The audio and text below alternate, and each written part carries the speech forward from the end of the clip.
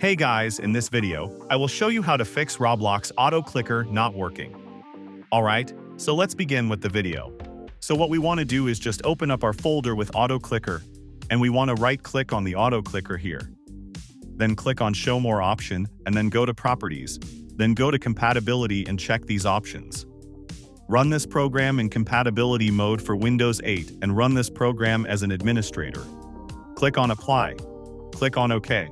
Now, after we have done this, we will need to go to our computer search engine. Search for Roblox. Find your Roblox player. Right-click on it, open file location. Then we're going to right-click on your Roblox player. Show more options, go to properties, go to the compatibility tab and check these options as well. For the Roblox player, click on apply and click on OK.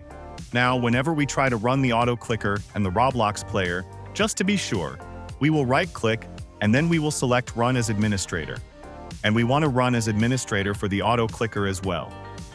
This should successfully fix your issue with the Roblox auto clicker. So that's basically how you can fix Roblox auto clicker not working.